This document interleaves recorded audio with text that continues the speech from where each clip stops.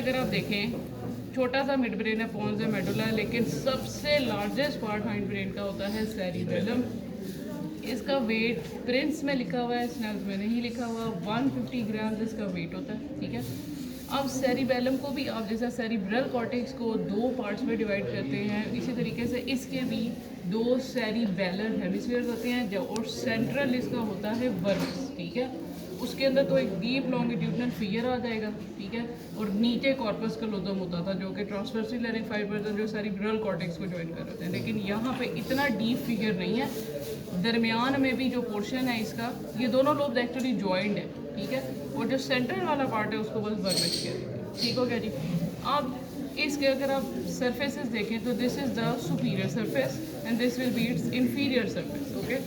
अब this is divided into 3 lobes by 3 fissures, ठीक है। 3 इंपॉर्टेंट फिगर्स होते हैं। सबसे पहले तो आपको एक वी शेप फिगर नज़र आ रहा होता है जिसको कहते हैं primary figure on the superior aspect of cerebellum, and it divides the anterior lobe from the superior aspect of the middle lobe, ठीक हो गया।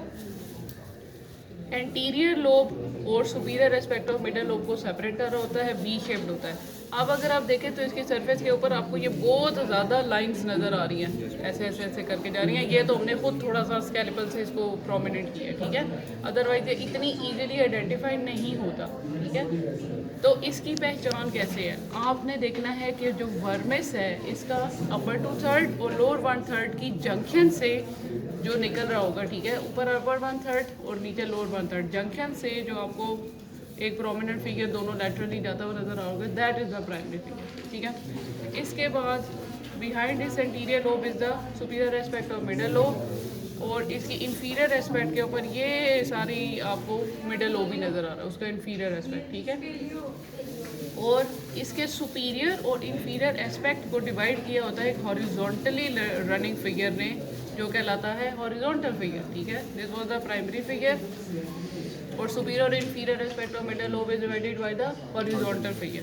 अब आ जाते हैं इसके इंफीरियर एस्पेक्ट पे। इंफीरियर एस्पेक्ट के ऊपर इस मिडल लोब के दरमियान में ये आपको कुछ और भी पार्ट नज़र आ रहे हैं, ठीक है। दिस इज़ द नोड्यूलस, ठीक है। और ये कौन से थे दोनों साइड के ऊपर, टॉन्सिल्स। और ये टॉन्सिल्स जो हैं they are a part of flocculonodular lobe.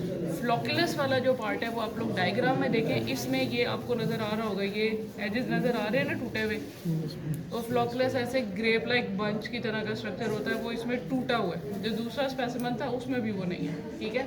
इसलिए प्लीज़ इनको फ्लोक्युलस ना बना देना, ना इसको फ्लोक्युलस बनाना, फ्लोक्युलस वाला पार्ट टूट गया। और अगर आप पोस्टीरियर क्रेनियल फोसा याद करें तो हमने कहा था जो आर्कोइड एमिनेंस के नीचे एक सब आर्कोइड फोसा है, वहाँ पे ये पड़े हुए होते हैं फ्लोक्युलस। कुछ याद आया?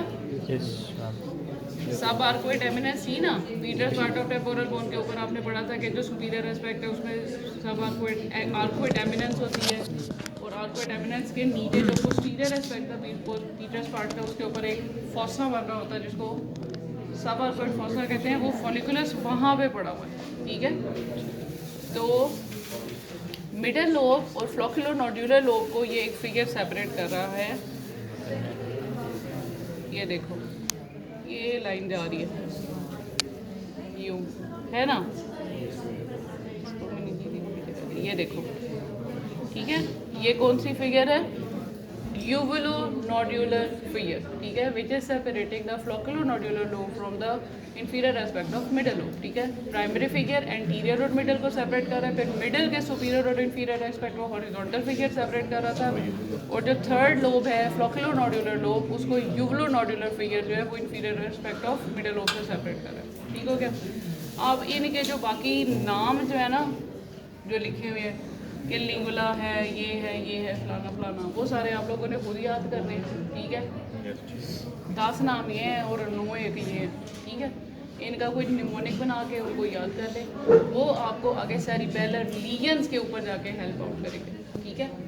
वो आपने पढ़ा था ना, इसके ऊपर भी एक होमनकलस सा बना हुआ था, सेरिबेलर होमनकलस, जिसके अंदर डिफरेंट रिप्रेजेंटेशन थी सेरिब्रल कॉर्टेक्स से। तो अगर कोई सुपीरियर सेरिब्रल आर्टरी का लीजन होगा तो सिर्फ ये वाला पार्ट डैमेज होगा, ठीक है। तो उन पार्ट्स के नाम आपसे पूछे जाते हैं, इसलिए आपने वो याद करनी, ठीक है जी।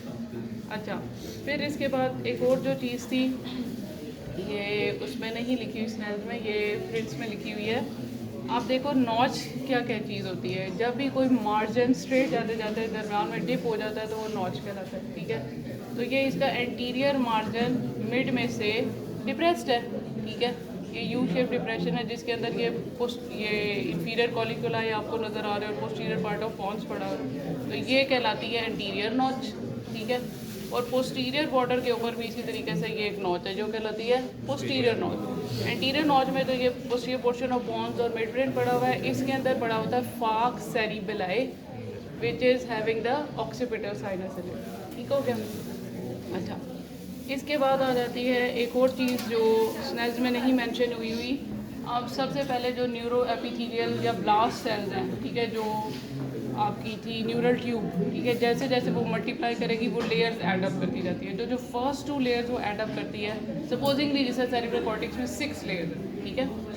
तो अगर आप लोअर वर्टिब्रेट्स के अंदर देखेंगे तो इतनी ग्रोथ और डेवलपमेंट नहीं होती सेरिबेलम की, छोटे छोटे सेरिबेलम होते हैं, ठीक है। जैसे सेरिब्रल कॉर्टेक्स वो छोटी होती है वैसे ये भी छोटी होती है। तो ये जो लेयर्स ऐड अप होती जाती हैं इनके डिफरेंट नाम हैं। जो सबसे पहले लेयर्स ऐड अप होती हैं उनको कहलाते हैं आर्ची कॉर्टेक्स।